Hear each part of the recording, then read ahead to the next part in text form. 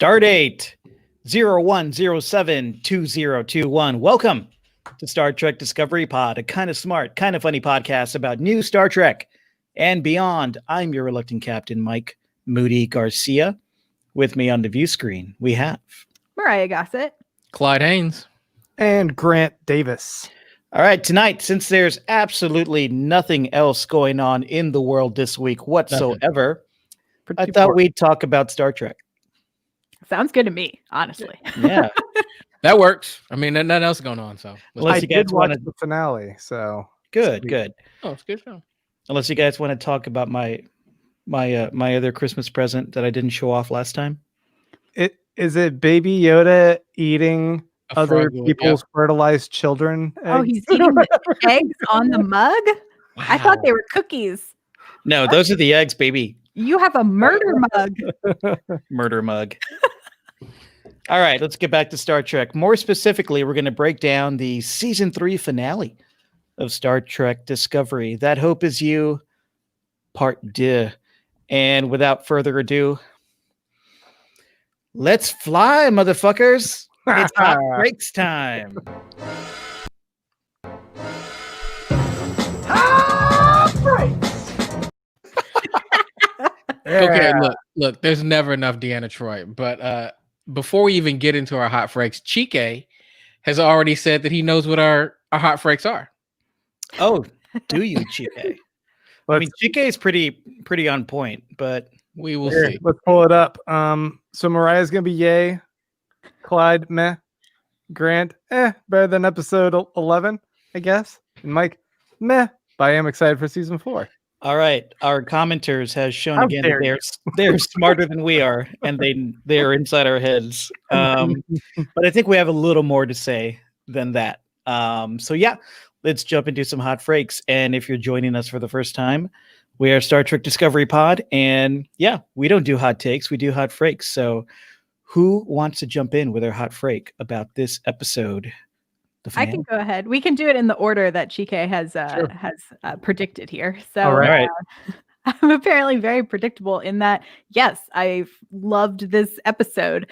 I mean, honestly, though, with everything that is going on in the world, because our crew inevitably won the day, this literally could have been maybe a not as great episode, and I still would have loved it either way because I needed to see the good guys win.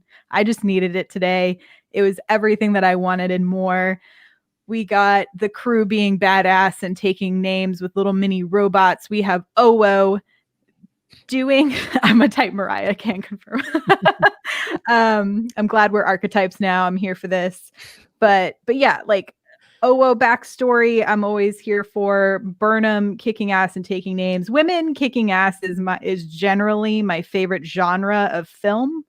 So if you give that to me, I am down to watch it. I'll give you 90 minutes or more. So give it to me. And I'm so excited for how they've set this up for the next season.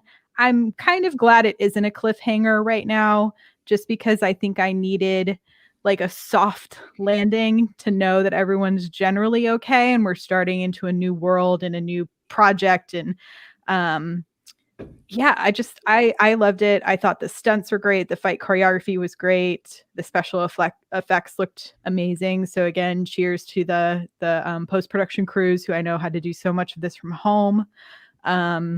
Yeah, and there's cool, fun, real science stuff in this one too. So points all around. All right. Who is next in Chike's lineup? I think that'd be me. Chike thinks I'm kind of meh on this episode, so I just gotta say, overall, I thought the episode was fantastic. No, seriously, I love this episode. To quote what Mariah said, with everything going on in life, I wanted something like this. I wanted the good guys to win. I wanted good fight scenes. I wanted some classic Trek, and I got that. I would say if I had to nitpick something, I definitely thought Osira died a little quick. I was looking for just a little bit more. But Burnham and what she did for the crew, that callback to sharing that that story about Tilly that only Tilly would know, her and Book. The minute that she kind of snuck in and put up that shield, I knew we were in for a ride. Like, I was just like, wow, this is about to get good. What? Agreed. It's me. Did you boot him? Oh no, we lost Clyde. Lost me. No, I also thought that, we discussed a couple episodes ago about how the Sakal kind of that whole dynamic just didn't have quite the emotional connection that we wanted. I felt an emotional connection this time. So when Saru decided that the minute that he said, I'm gonna show you, all of that made sense to me. Like, that was a payoff. And so I thought it all flowed and connected. And we'll get to the end where Burnham's captain, but I don't have any problems with the way the flow of this episode. I enjoyed it, right? I really did enjoy it. Grant Davis. Is it my turn? Mm-hmm. All right, guys. I gotta say, this was a lot of fun. I think I was going into this 3-part finale with a bit of skepticism. I didn't like how episode 11 did kick things off. So props to Chike for pointing out how I was going to feel there.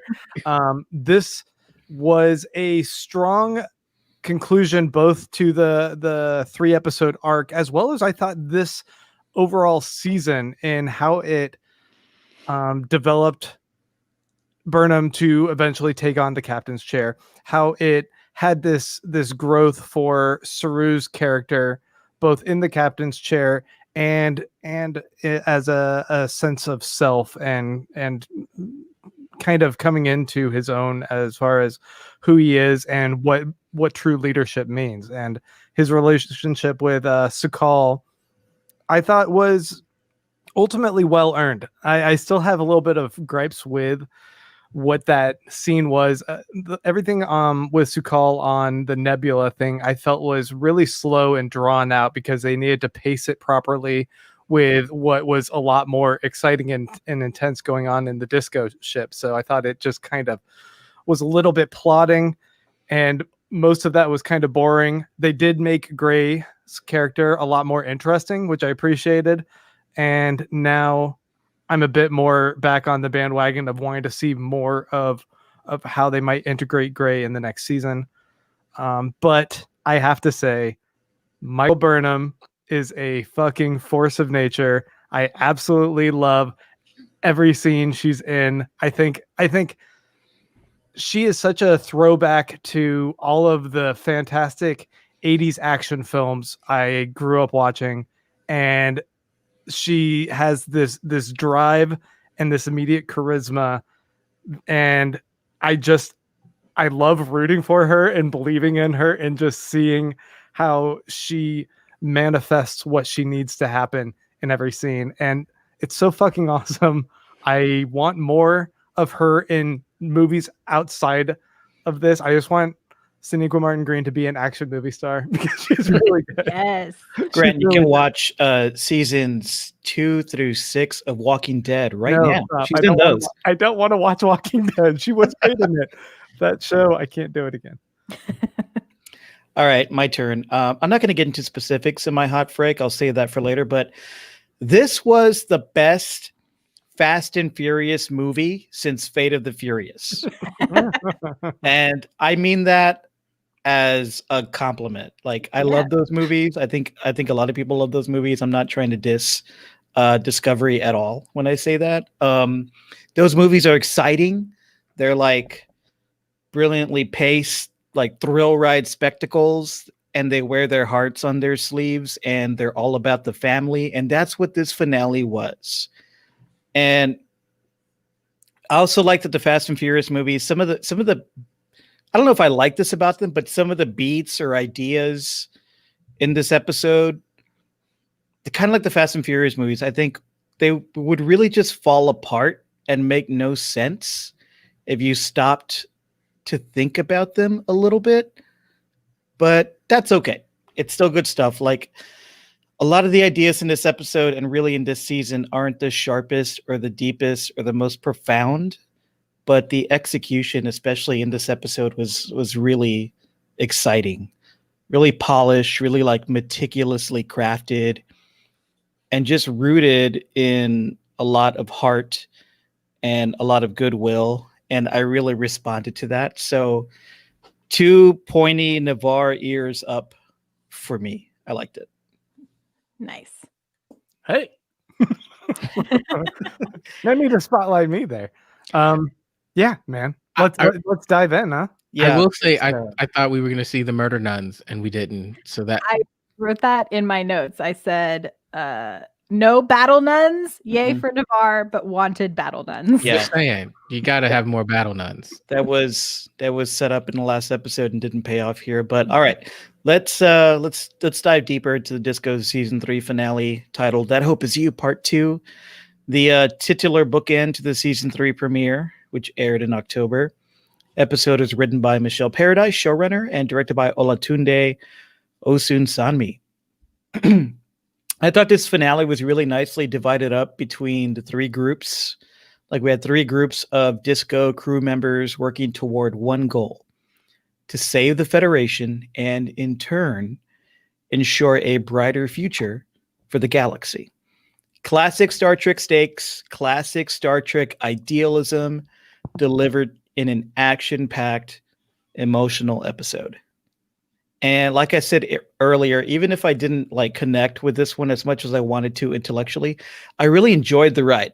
Like, especially Michael Burnham. Grant, you mentioned Michael Burnham up top, and that got me really excited because her journey from like captive to captain in this episode, I thought was really great. So let's start there. From captive in season 1 to season 3, yeah. Let's start with Michael. I know a common criticism of Discovery is that the show revolves too much around Michael, like being the super savior who like saves everybody and everything. But I think that was less true this season. And when the focus was on Michael saving the day and getting her due respect, like in this episode, I thought it felt earned and awesome. So what did you guys think about Michael's arc in this episode, in this finale specifically? I think the word that you just used right there is appropriate, Mike, and that is earned. I think what we saw in this episode was really from beginning to end. And I know you said this episode, but you can go back 2 episodes from now. And what we saw is that when it came down to it, and you're looking for who is that, I don't want to say superhero, but who's that one person that is stirring everything and making this go, and you need, who sees, who understands the best of the old Federation and what this new Federation needs. It was Michael. And we got that through and through. And so when she took that seat, right, when she sat down in the captain's chair, not for one single solitary minute did I think too soon. I thought, nope, that is the right choice. Yeah, I agree with you, Clyde. I think of Burnham as such a catalyst of a character, and I think that is the role that she has played throughout this entire season, where we see her essentially providing the re-spark, the re-inspiration for the current Federation in this timeline, who have kind of been stuck, right? They don't have any way to move forward currently because they don't have the resources to look for the burn to try to solve that problem. They're just like, it's like trying to patch a ship with duct tape that's slowly leaking. and here comes Burnham with a brand new boat. And so, I liked the conversation with Vance at the end about how he was like, I can see now that we finally got a non-bad admiral. No badmirals here currently. That might change, but Vance is sus. No more sus Vance for now. But I just think it was so earned. And during the Ready Room that I watched today, they talked about how they're very specific all season of, even if Burnham was left in charge for something, Burnham never sat in the captain's chair for the entire season until that last moment. And it was like very planned by the writers' room and the directors and the crew to make that happen. And I just loved that ending moment.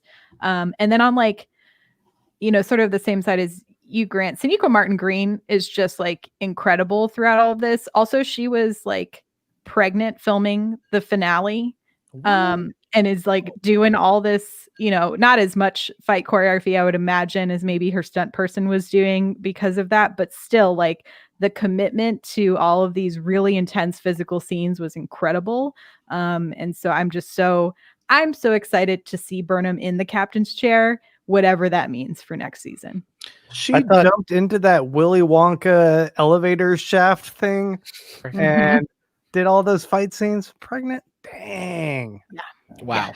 Yeah, I thought when Tilly gave up the con to Burnham in that moment, before this episode, I didn't want to see Tilly give up the con to anybody but Saru. But in that moment, that felt so right and so earned. Even though I thought Tilly did a good job, I said the other week that you can do everything right, just like Picard would say. You can do everything right and still lose, and that's what happened to Tilly. So I didn't fault her for Osira taking over the ship. But in this moment, in this episode, when Tilly said, "No, Michael,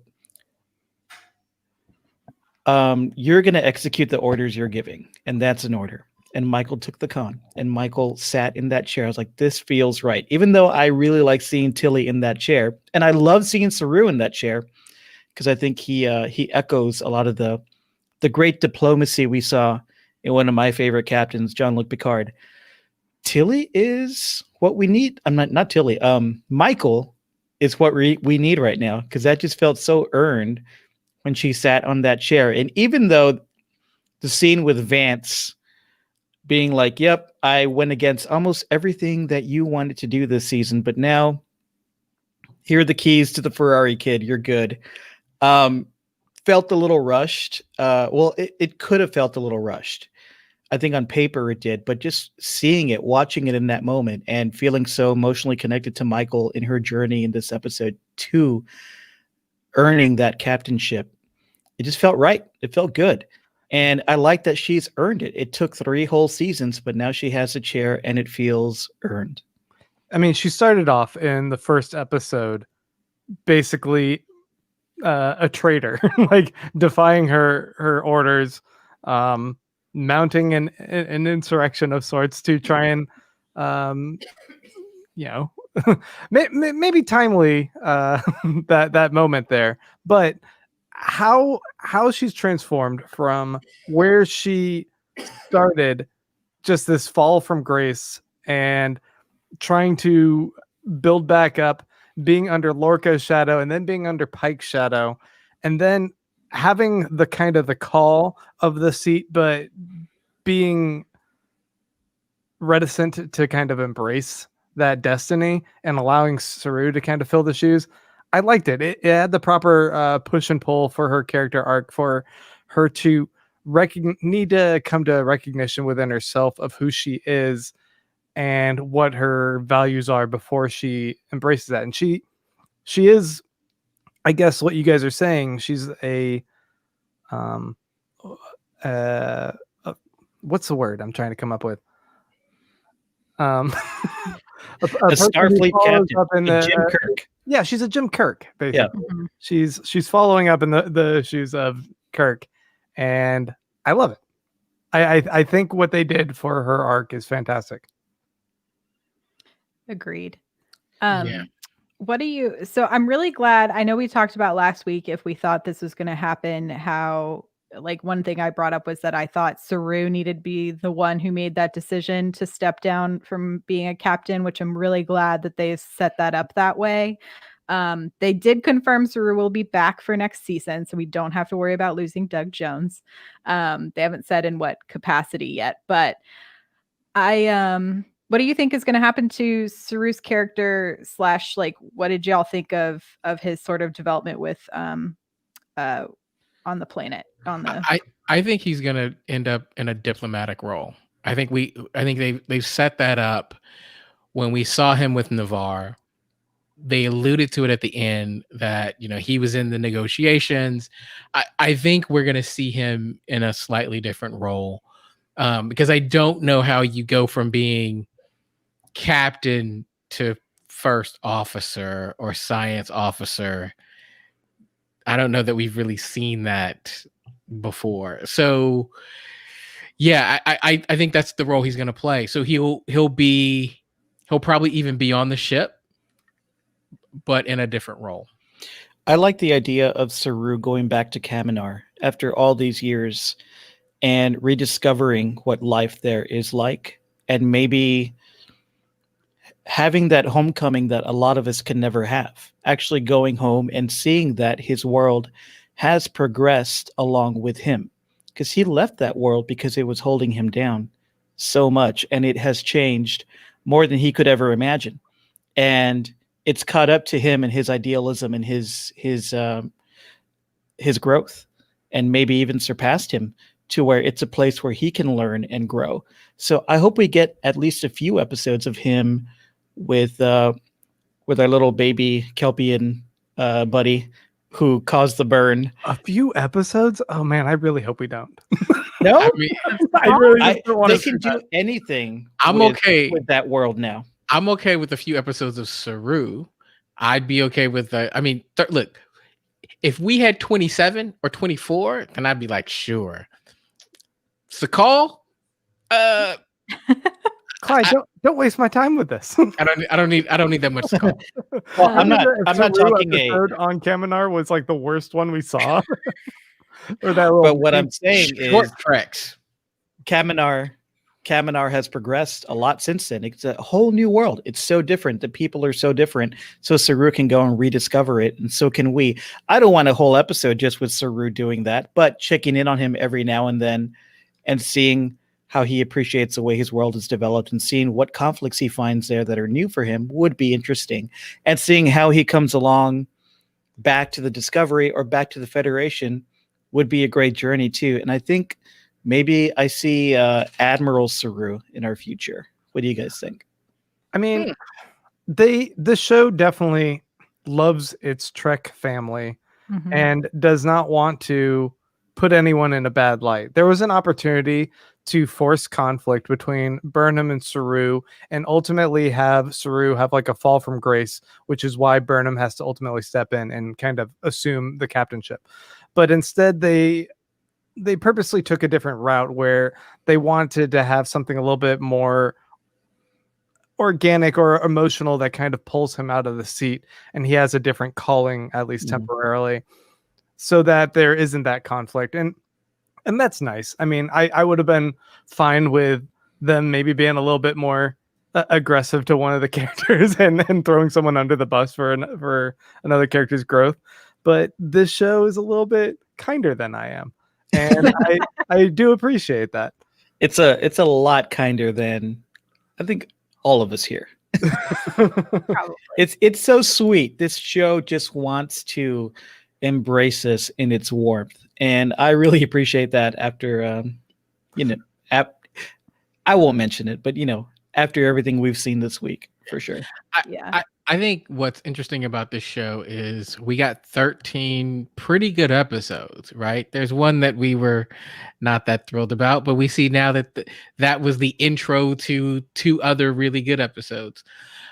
But there's still so many questions, and I think I'm interested to see what happens kind of in the off season, what short treks we get. Like, I feel like I need a short trek on Grudge, because this Grudge thing is like, I need to know more information here. I mean, yeah. I was gonna just say that line when Zara is just like, who's gonna make the bigger splat, and as soon as Book, he has the adrenaline shot rushing through his veins, and he's just like, you are not gonna talk about my cat like that. There was so much going on in this finale, like there always is in every Discovery finale. It seems like every season the main cast like triples or quadruples. There's like so many people. It's because the show decides to give arcs to more characters, right? Like we learn more about our bridge crew, so we care about them and what they're doing with Tilly. Then the spear data becomes sentient, and the little bots running around, so we kind of care about them too. And then we have all the bad guys, and there's so many little arcs going on, little character arcs going on as we got to the final season or the final few episodes.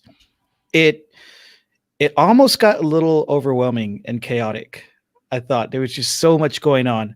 But I say that because I want to acknowledge that there's so much to get into and so many characters to talk about and little plots to talk about. But what I really want to talk about right now is, so the turbo lift shaft is like its own universe, apparently.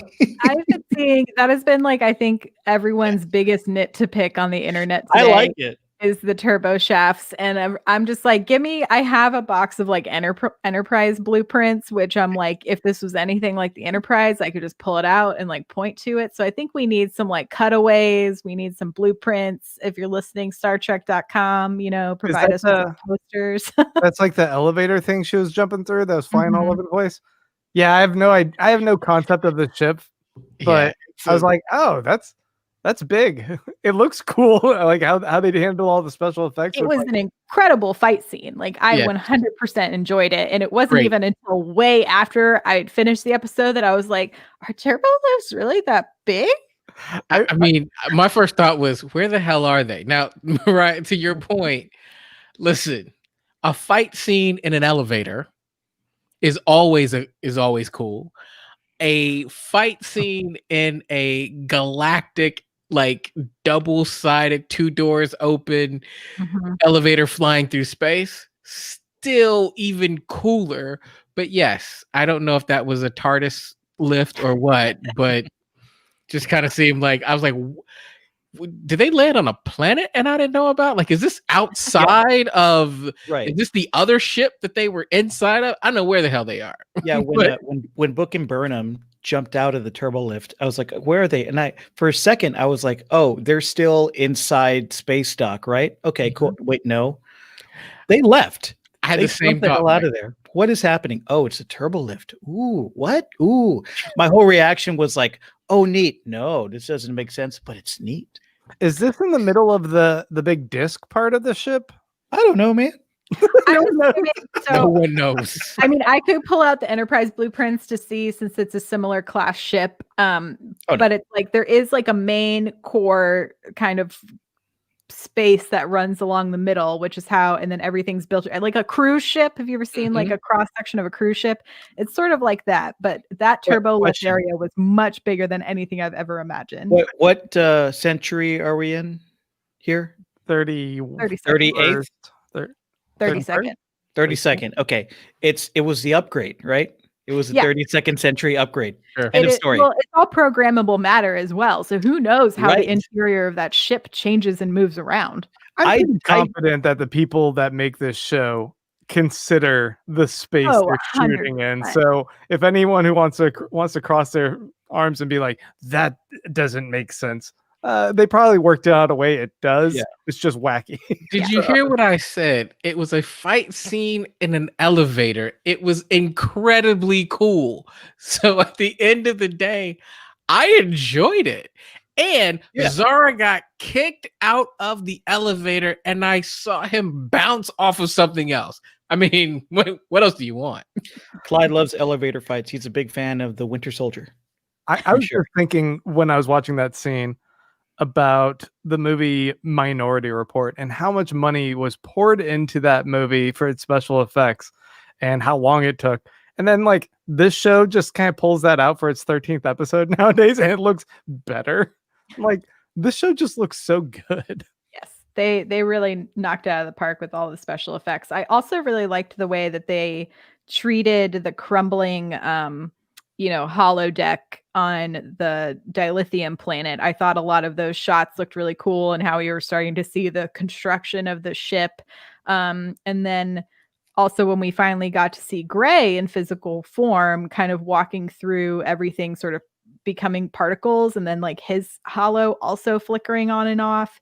I just thought the attention to detail with stuff like that is really, really awesome and cool. Yeah, the execution again was great and thrilling.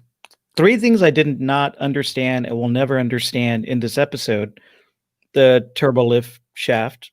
I don't know, but I like it. The programmable matter, the way Michael Burnham can get pushed and suffocated in it. But then she just fucking busts through and spits a little bit of it out, and she's all good. I will never understand that, but I love it. Also, I will never understand, but I love that if we're in a holodeck, Gray can materialize. Sure, I don't get it, but I love it. Look, I think I'm with you. However, I loved it so much that Gray was there.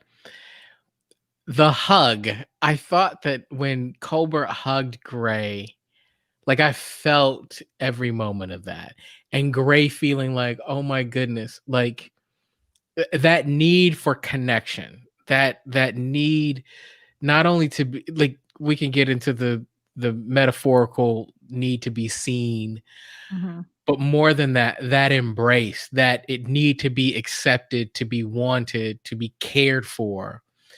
I thought that when you looked on Gray's face, you saw the what's happening, and oh my God, this is exactly what I needed. It so hit home. And I think that's what we're looking at in this episode. The three things that you talk about, Mike, when we look at it, you go, okay, I might not understand everything, particularly about the science that I just saw, but what just happened, I am here for. And the actors, you're rooting for them. And so in that scene, I was thinking, does this mean that when it all crumbles, that Gray's going to be alive? I don't know. That'd be a real easy out, but I'm kind of here for it. Like I'm okay with it. So yeah. I love that scene. Yeah. Piggybacking on that, I really admire the way the Disco writers this season have decided to really serve the characters more than plot. I think that's what we're seeing here. Yeah, I thought the nuance of Ian Alexander's like facial expressions changing when he realizes that he can actually feel someone hugging him was so it was just very moving, and I enjoyed it. And I hope they find a way. I think that's going to be a fun puzzle for next season, is finding a way for that to happen. And man, like who right now can't identify from wanting to just have a hug from a friend? like from the outside world, I was like, man, this is hitting me in all of the feels. I'm not even a hugger, and I'm like, right. I'll take it. I mean, also like definitely give me a hug from Wilson Cruz any day of the week, time, space, whatever. But yeah, I really like that dynamic. And I thought Stamets, like the reaction of Stamets in the Federation headquarters when he realizes he cannot go save his family at that moment was, you could feel that intensity and that emotional reaction from Anthony Rapp, and I thought that was really well done. And then that side eye at the very end, it was like the full circle of like, I'm gonna like spit all of these really mean things because I need for you to understand how big of a deal this is that you're sending me off of this ship and potentially killing my family. And then while there is that nice reunion, and yes, Michael was right in all of the decision making, Stamets is pissed and is holding a grudge bigger than the cat. but I think that is what made Burnham getting in the big chair so meaningful, because what she did was she made a captain decision, right? I mean, that's the Kobayashi Maru all over. Like, she had to go, do you sacrifice somebody for the good of everyone else? She made the decision. Vance made the same decision, right? And at the end of the day, it shows me why, when you look at the rest of the crew, to me, the big question kind of going into season 4 is going to be, okay, who's the senior, who are the senior officers? Who's the XO, right? And do they have the chops to step into the big seat at some point? Because I was like, Burnham made the captain decision, right? Yeah. Stamets is going to have to get over that. I mean, Tilly made a captain decision when she's like, oh, go die for us. Right. Basically, right. Like, you gotta go. You can hold your breath for 10 minutes. Apparently, we just learned this episode. Go die for the rest of us. I was like, the fuck you guys doing? You better not go kill Owo. But I know. I was also like, if you all kill Owo, I will reach through this screen. Like, quit making characters really awesome and then killing them. Yes. Do that and then also, it's okay, because the baby robot saved Owo, and then Owo woke up and said, "You're alive, all of you." Okay, so before we move on, there's no consequences. Before we move on, Mike, hold your cup up again, your mug up again. Is the dot? Is this going to be their franchisable marketing? Merchandising thing, like kind of like Baby Yoda. Yoda. Care that much about it? The real robots, you think? Oh, I don't know. The dots potentially. They're pretty cute. If you give me more Tig Notaro scenes with the dots, then I am here for any and all of that. I would buy a Tig Notaro. Yeah, I want to see Tig treating the dot like Tony Stark treats Dummy. Yeah, the robot hand. Right. That would be fun. Someone was asking, Moondog Loves You says, how do you think they look in the new uniforms? And I immediately thought those uniforms are ugly. They look like some 1980s couch. I don't know. I wasn't liking them that much. The gray with the really military shoulder pads and like this one little swatch of color. The light gray I don't like. But that strip of color, that strip of that designates their rank or whatever. I thought that was cool. I thought that was a bold design choice. It is the future. Why do you have to wear stiff polyester still? Like, can't you just wear? So I like the uniform on Vance. So I'm hoping maybe because they had to get everyone these brand new uniforms in time for this one scene, that next season they're going to be a little bit more tailored and fit and probably made of a nicer material that didn't have to be whipped up so quickly. Because I know Gershwa Phillips has talked about how they have progressively, they use more expensive materials on costumes that are going to be used over and over again. And so if these are the new uniforms, I imagine they're going to get a bit of an upgrade in the off season. Yeah, I wasn't a fan, and that's hard for me to say. But I think the issue is every uniform that we've come across with Discovery has been new and sleek and kind of cool. Even if it was like the Terran universe, we've got all these cool uniforms. I mean, at one point we were even having discussions about which uniforms we like the best. And so we've seen this progression, and we've also commented about the fact that these uniforms seemed cooler than anything that came before them. And this was supposed to be the prequel, right? These are all conversations we had.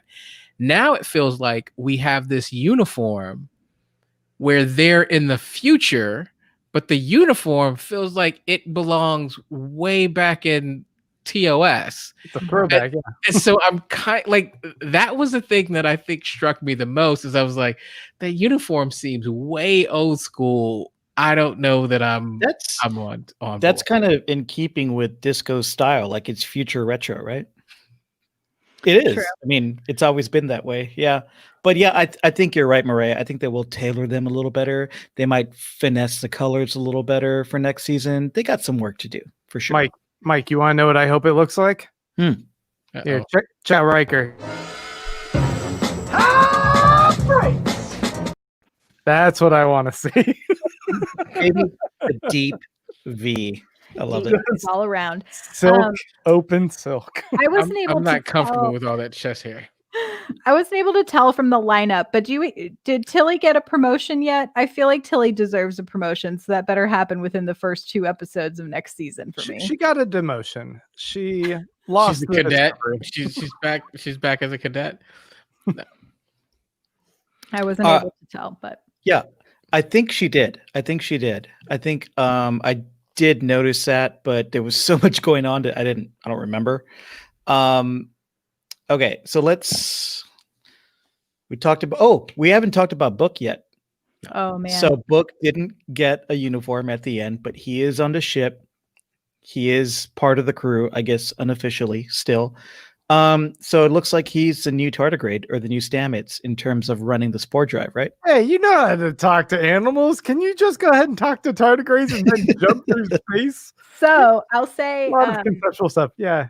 I didn't get to say it on pod, but in our Slack, I said the next morning, because I had a dream that Book ran the ship the night after our pod. I mean, got lottery numbers? What's up, Mariah? Who doesn't dream about Book? But I was like, I think because they had that line about how Stamets wasn't an empath, and so the DNA had to have been how he could fly the ship. And so it's like, oh, Book is an empath, and now that we don't have Stamets on the ship, it's going to be Book who has to take us to Black Alert. And so I was very excited. I was correct. Ding, ding, ding. But I also think it makes sense for them to have two people on board who can do it, but I don't think Stamets is going to give up that primary like spot so easily unless it is physically less strenuous on Book to do it. Do you know what I mean? Because that's always been like the thing is like if they jump too much, like there are like repercussions to Stamets's physiology for jumping. So I wonder if those same things happen to Book. Well, it was established in this episode that Book can take a lot of punishment. Yeah. I mean, yes. Well, but, I mean, it should have shown him a bit more wrecked once they jumped, right? I mean, did we see him right after?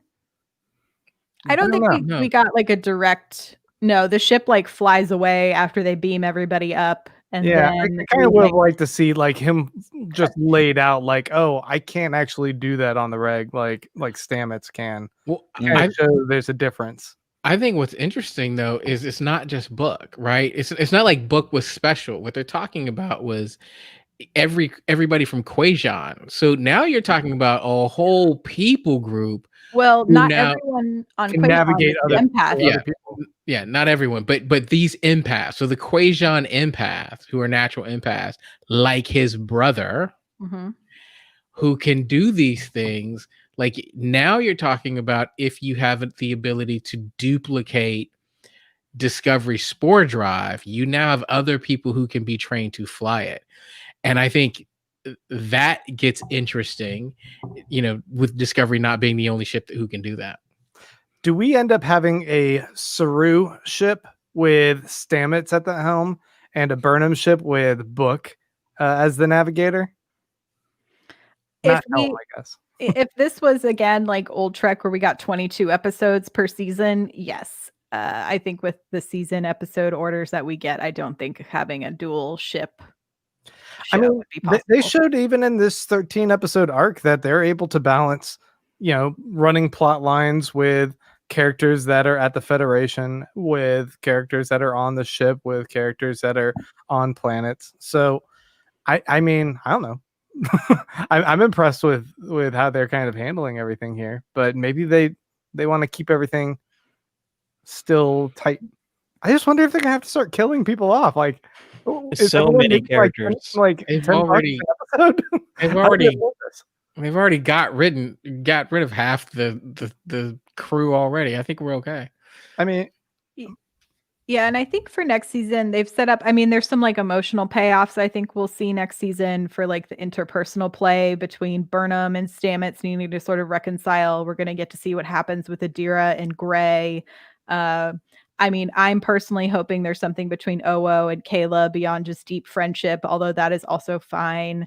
They have such a cute relationship and I love it. But the other thing is now that Osira is gone, and I agree with you. I thought the Osira, I loved the gun coming through and taking her out, but I'd wish it had been like an injury and there could have been like, I don't know, a slightly bigger payoff kill or didn't kill her and she got put in jail and like justice prevailed sort of thing, or a catchy line or something like standing over him and coming out of the programmable matter was pretty cool. But I also think when there is that vacuum of power that happens when someone who is in so much control of so many things, like now we're going to get maybe instead of a big bad, we're going to have a lot of medium bads, like people who were in charge of their quadrants who are now trying to become the next Osira and like rule whatever it might be. With all the villains here.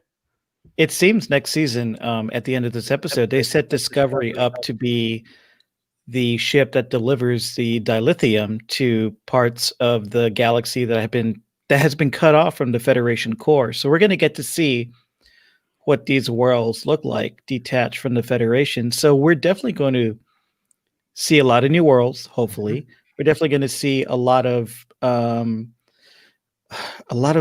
new bads, like a lot of new medium bads pop up in these different parts of the galaxy for sure. So Do you guys think we'll get something a little more episodic next season? I do. I think that it's interesting when you look at the kind of path that we've come. It feels like it's taking us 3 seasons to experiment, to discover some new plot lines, and ultimately we're going to get back to traditional track where we're going to different planets. And I think they started to experiment with that in this season. Mm-hmm. And I think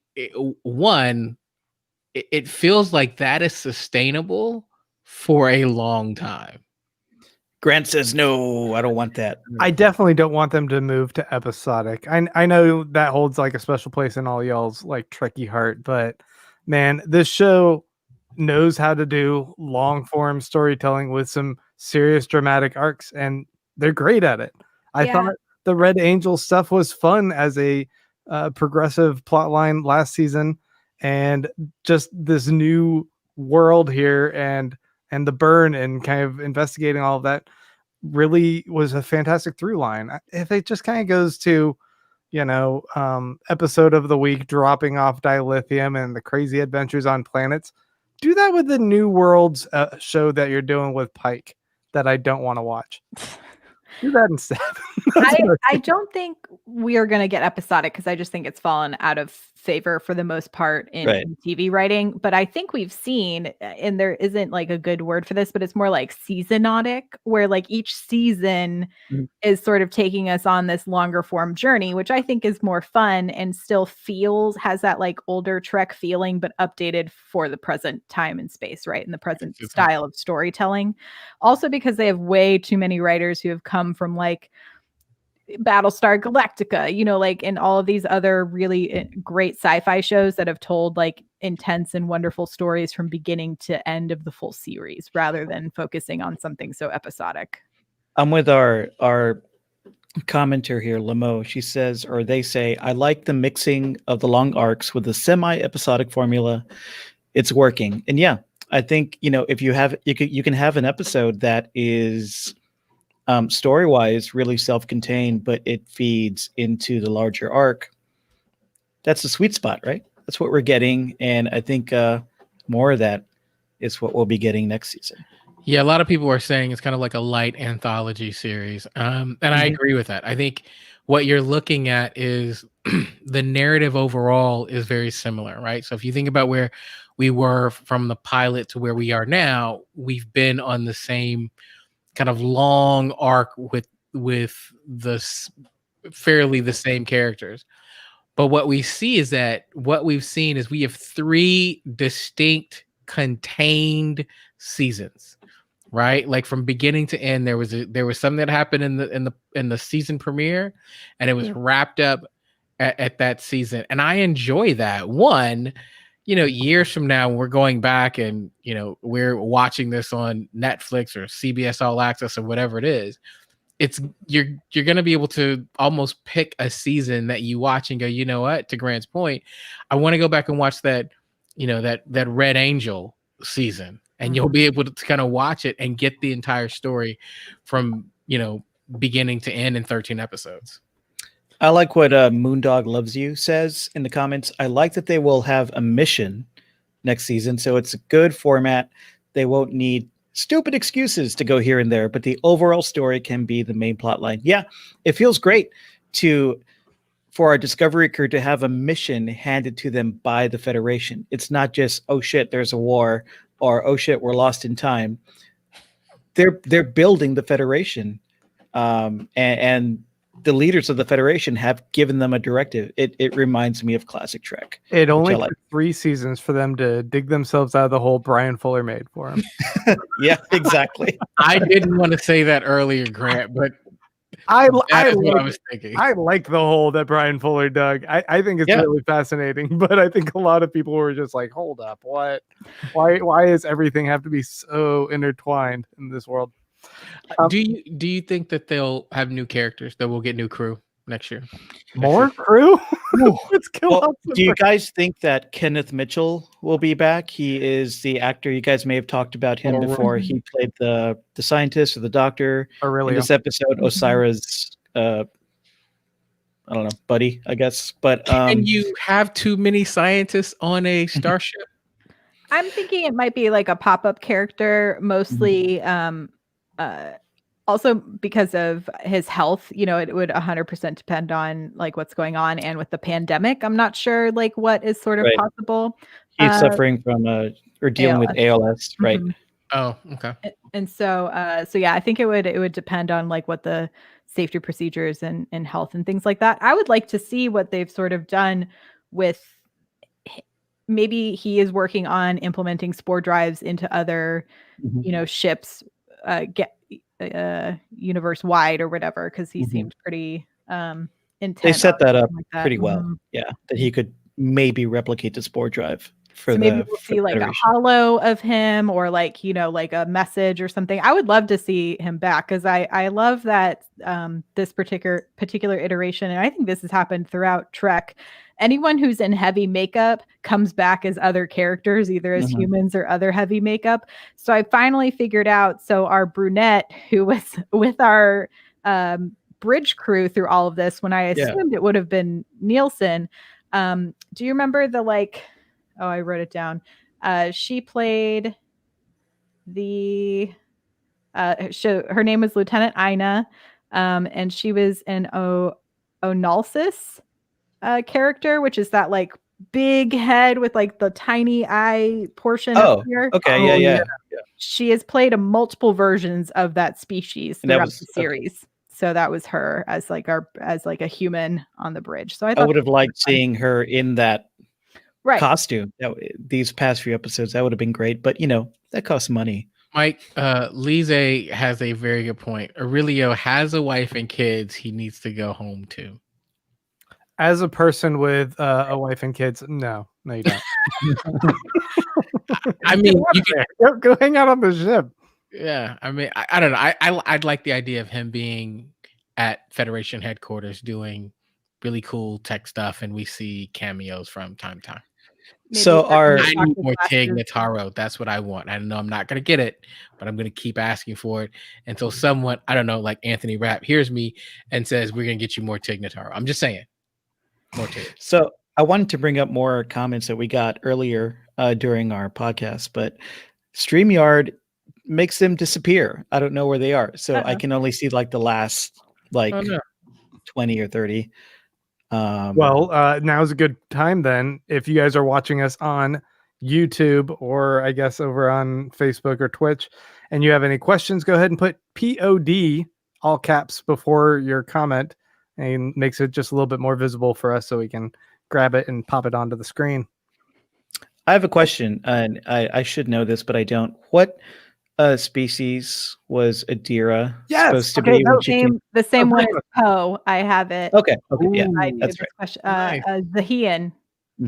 Oh, it was like Poe, the little feral girl that like does crystal stuff. Yeah, the queen. Okay. Poe is the queen. And was Gray supposed to be a Vulcan? Yep. Yes. Okay. Hey, Grant. Wait a second. We gotta acknowledge the fact that Grant nailed that. Well, it could have been a Romulan too, right? I'm not. Yeah, really but you didn't say Klingon, which is usually what you just default to. I'll take my applause, and I'll just go ahead and pat myself on the back here. So Chris Rogers says, "What are Owo and Detmer's ship name?" Mariah, you brought this up earlier. Maybe you have a ship name for them. Omer. Maybe. Oh God. Omer. Somebody said Quowo. What? Detlo? Somebody, or I think I saw in the pod earlier, somebody said like Quowo, like Kayla and Owo. I like that.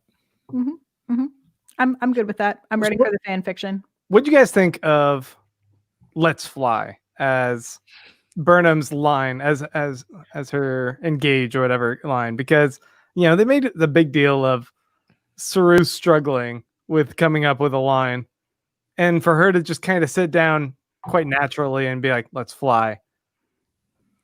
I'm into it. I'm not. I think it's really hard to come up with something to say, and nothing will ever beat engage. I don't know why we just don't go back. I do agree with Lee's A. It should have been book it. Oh my God, it was right there. Should have been book it. But I don't want it to be tied to someone she's like having a relationship with. I need if they break up, do you still say book it? Oh man, if they break up later and then she's like, "Bah, shit, fly, break it." Right. go, Right. So underlay." I think Let's Fly. I liked the delivery. Did it for me, even if maybe the phrase isn't the strongest. I thought the delivery was there. The whole thing gave me goosebumps and made me very emotional. So I was like, whatever came out was gonna be good for me. I prefer the one word catch lines, the single word engage, but this works for me. I thought out of all of them that we've heard, it feels hopeful, right? You like it more than Hit It? No, Hit It's my jam, but this was okay. This is okay. They should have saved Hit It. I like this comment from JC. Ash Tyler has left the chat. Ash Tyler left the chat a long time ago. As soon as she smashed into Book in outer space, smashed into Book. Ash Tyler, I don't know her.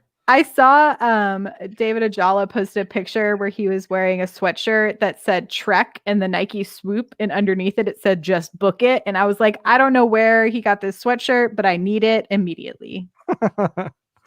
We got to see Lieutenant Sahil come back. I don't know if we mentioned this already, but it was awesome because I know we've mentioned this quite a few times throughout this season of like, what happened to that guy from the premiere? They just left him there on this lonely little satellite. But seeing him back there and that reunion, I thought was a good little moment, and I hope to see a little bit more of him as well next season. Yeah, it was a nice bookend. Yeah, what we got in the premiere. Yeah, agreed. Very cool. Just book it. Oh, what could have been? I actually like just book it, but Mariah, to your point, then. Every time she said it, like, if that was you, would you be like, why are you, that's just weird. Like, would you say, just mic it?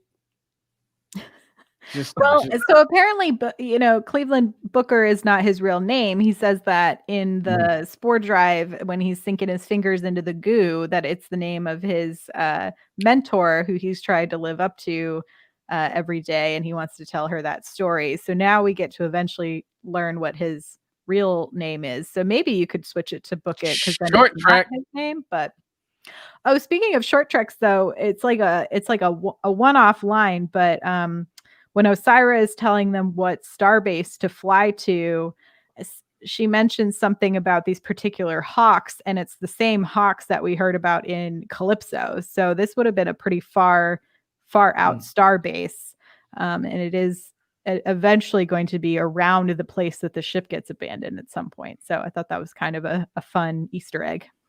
Nice. Let's go ahead and address this comment from Chike here. Pod, what are you all doing in the next few months? I need more pod. Okay, so we've decided. I'm just kidding. We don't know what we're doing. I was like, did I miss a meeting? I was thinking the same thing. I was like, this is what happens when I come on to the pod late. Well, I'll say that Mike and I are starting another little spin-off project where we're going to talk about the MCU. So we're going to talk about some Marvel stuff. If you guys want to check that out, we'll have an open. Trying to figure out how to launch it. But yeah, we're still figuring that out, but we will have like an open third or fourth seat, so Clyde and Mariah can join us when they want, and we're just gonna have like a revolving crew, I think. But Grant and I, it's kind of a experimental spin-off pod that we're doing. Because WandaVision's coming out. So yeah, we're gonna cover any of you WandaVision. Are interested in the Marvel stuff, you can go to our YouTube channel, MCU Pod, and just go ahead and subscribe. And if we put out an episode, you'll get notified. So is mcupod.com our website? Is that right? mcupod.com. I'm not sure it should redirect to I don't know what's up there yet. just be on the lookout for it. Let's see. Let's find out. Before we continue to talk about comic books, I wanted, or comic book universes, or Marvel things. Someone asked about the song and was it ever explained? And so I had mentioned in my hot freak that there was some like legitimate sort of sciencey things that got pulled into this, and it all has to actually do with how they explain the burn. And luckily we have someone who is studying biology in our Slack. So if you join our Slack, you can also get in on these fun facts from the incredible minds who are a part of our Patreon. Hold on, Mara and Grant. How do they join our Slack? Patreon.com/Star Trek Pod. You can go there and make a per episode pledge of $2 an episode. And if you do that, Mike will send you a little invite to the exclusive Slack channel. But Sean talked about the polyploidies. So Sean, they go into like a much better explanation than I can sort of go into, and I don't want to read like the whole thing, but it's essentially like how our genetics change throughout time, and like evolutionary theories and stuff like that. And Dr. Aaron and Dr. Mohammed Noor, Aaron McDonald and Dr. Mohammed Noor are the two science consultants on the show, and they were tweeting about how it was very fun to get to put in all of this sort of work and work with the writers and production crew to talk about how DNA changes and how that connection to the radiation of the dilithium, and then like the way sound waves work and subspace waves work with sound. Anyway, it's like a really fun sort of like jumping through. And so I do think, well, I can understand people's frustration of like this explanation of the burn seeming to be just like this. I mean, a child lost his mother and is going through like the most intense grief, pain, loneliness. And so this epic scream that just radiates throughout his body essentially causes a sound wave to like wave the entire planet. And because of the way dilithium, which is fake, like dilithium is not a real substance, so they can Star Trek it here. Dilithium then caused subspace to kind of have this continual wave move throughout it and cause the burn. So it's like a very complicated sciencey explanation, but I kind of liked it. I liked it too. I really enjoyed that scene where Adira and Culber are explaining it and just figuring it out. Yeah. And because it was a great scene, because not only was it tied to some real interesting theoretical science, but it also was kind of a classic Star Trek scene where our crew members are figuring something out no one else has figured before, just extrapolating that data. And it also served the characters. It reminded us again how valuable Culber is and how valuable Adira is, and how great it is to see those two bouncing off each other when they're basically at work trying to save the galaxy. Good stuff. Yeah. There's also a really cool scene where Michael Burnham, she triple pumps that gun to blast that dude across the room at Osira before sliding over a table to kick her in the face. That was great. Fucking cool. I love that when she turned on the quarantine force field and was like, I'm out of here. That was one of my favorite moments. I was like, whoa, nice trick. Yeah, when she leans in and she's like, I'm so sorry you're going through pain, but you're about to go through a whole lot more of it. And then just it like gives him an adrenaline shot and then is like, are you good? Cool. You were just being tortured. Great. Let's go. Like, well, to go back to the question of what we're doing during the off season, we will be back. We don't have a schedule yet, but we will definitely be back on the live stream and on the pod. Just follow us on socials, and that's the best way to find out what we'll be doing. So yeah, just at Star Trek Pod on Twitter, on Insta, and we'll definitely let you know what our off-season plans look like for the pod. We'll be back with the next Trek show when it debuts, and we'll have to do probably a full season recap at some point for season 3. Indeed. I think we'll probably see Lower Decks before anything else, just because I know they've like already started recording voiceover for that. So I think Picard started filming. Disco 4 has started filming as well. So they're staying safe. They're doing it. Yeah. I just wanted to say, I think that we all love Trek so much because it's it does such a wonderful job of showing this family that comes together, and it's a fun adventure with all of them. And this year has been pretty interesting for us trying to navigate how to keep doing this show, and how we've transitioned to doing a lot of this video show, and you guys sticking with us and just watching this audience grow and all of you guys talk with each other has been really cool. I like our little Trek family here, and I just want to say I appreciate y'all. Yeah, getting together with you guys to talk about the show and engaging with everybody in our Slack and just on the comments here has made this show and this season and just so much more just fulfilling and fun. So I really appreciate it. Yeah, I gotta say that like many people, 2020 was really hard for me. 2021 looks like it's got some challenges too. So having this bright spot in my week where I'm going to be with, not just, as people say, what are you doing? I said, I'm going on a podcast with 3 Star Trek nerds. But more than that, but this community, and feeling the love that you guys show when any of us miss an episode and then we're back, you're like, hey, you're back. Like that is like, man, it is the bright spot in my week. So yeah, just I'm gonna miss the week in, week out, but I just want to say thank you to everybody who's been part of this pod family. For sure. Agreed.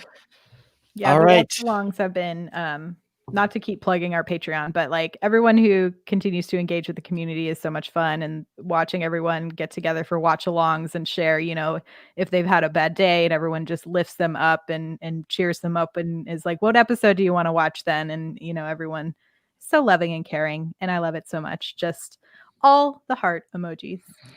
Yeah, and that's why we'll definitely be back soon with another episode, and we will let you know. So follow us on the socials. Guys, anything else right now in the limited time we have you want to say about this episode or season 3 or what to look forward to? She is a queen. She's a queen. I don't know about, like, if I was trying to think of how I would rank the 3 seasons and which one I like the best, but yeah, I don't know. I really, really enjoyed this one. I might put it at the top, and kind of depends on the fluctuation of the moment, but this was a really awesome gamble they took in being able to just take the crew and jump them ahead in time. Other shows have tried stuff like this. I always think of Alias when they decided to jump 3 years ahead in time and everyone hated it. And they're like, we're not going to watch the show anymore. But this one pulled it off in such a fantastic way, and it really liberated them to explore crazy new ideas in this show. And it looks fantastic. It's been a fun ride this season, and I'm excited for what it's opening up in the next season. Yeah, I gotta say this is probably my favorite season. And don't get me wrong, I think of all the big bads that we've had, Lorca is probably one of the best. But that being said, I mean, you can't even compare Lorca to Osira, but I think moving 900 years in the future, what you did was it got us away from all of the stuff that we were looking for. How does this line up with TOS? How does this look into canon? How does all this stuff connect? And and I think what I saw was a show that was free, right? Free to write the stories it wanted to write, free for the actors to experience new things and not be tied to what we were all expecting out of a prequel. And I think we saw that on screen. And I also want to say, as much as I enjoyed this, I'm amazed at what this crew, what the actors, what the writers, what the production staff, what the post-production staff, what they did in the middle of a global pandemic to give us this is nothing short of genius and absolutely amazing. So I'm actually, 13 seasons. I can't, like, we're so used to that being a high mark for a series today. I'm actually going, man, I can't believe that we're not going to have a new episode next week. Yeah, I said, my partner was like, I can't believe he was convinced there was 2 more episodes of the season. And I was like, I would take them if they were coming. But I just echo everything y'all have already said. And then I just wanted to say that like the ending of this episode with Burnham getting in the chair felt so similar to me when I first saw Janeway as a captain, and like how important, like, I know everyone talks about representation on TV, but it actually matters. And like seeing Sonequa Martin Green in that chair is just like incredible. And I'm so excited to watch her sit in that chair all next season. One last thing. And Mariah, you just made me think of this. This is a significant moment because, I think we always have seen Sonequa Martin Green as a star, but now she becomes an official Star Trek captain. So she's part of the captain legacy that Star Trek has. That's a big deal. Huge deal. Like Will Morris says, she is a queen. She is a captain. Yes, indeed. Yeah, love it, guys. I second everything. I co-sign everything you just said. This has been a really fun season, and I can't wait till next season. And we'll be back before then. So thank you so much, everybody, for joining us this week, for joining us this season on the pod. And yeah, Mariah, can you remind everybody where they can subscribe to the pod? Yeah, so you can make sure you never miss any of our shows, anything in the feed. You can subscribe to the audio version of this on Apple or Spotify, wherever you listen to your podcasts. You can also see everywhere you can view us live when we go live on YouTube, Twitch, Facebook, Twitter, all of the places. Find links for all of that and more at StarTrekPod.co. You can also help support us over at patreon.com/StarTrekPod. You can go there and make your per episode pledge. If you give $2 an episode, you can join us on that Slack channel we were talking about. I want to come chat with a bunch of lovable Trekkies and join our little family. It costs money, $2 a month, $2 an episode. And you can come join us. We'd appreciate having you guys there. And we appreciate all of the support. Yeah, and just want to remind you guys to follow us on Twitter and Instagram. You can follow us at Star Trek Pod. Tweet about the episode. Let people know that we're here. Share the love and spread the word. Also, just want to shout out to people who always help us. Karen, who helps run our Twitter, and James Worm, who runs our Insta. Thanks, Karen. Thanks, James. Mariah, tell us where we can find you online. I'm at Mariah Gossett on all platforms. That's Mariah with a Y and a Gossett with 2 S's and 2 T's. Clyde. You can find me at Clyde Haynes on Twitter, and you can find me on the web at www.keyandclyde.com. That's KEI and Clyde.com. Grant. You can find me at Baron Von Grant, and a reminder that we're going to be doing a new spin-off podcast talking all about the MCU and WandaVision. You can find it for right now at twitter.com/MCUpod, because I feel like if I tried to link to the YouTube page, it's a big old mess and there's no videos up yet, so you can't search for it easily. Yeah. Anyway, just go to the Twitter there. You can click from there over to the YouTube and find it a little bit easier. Yeah, and we'd love to have you guys join us there.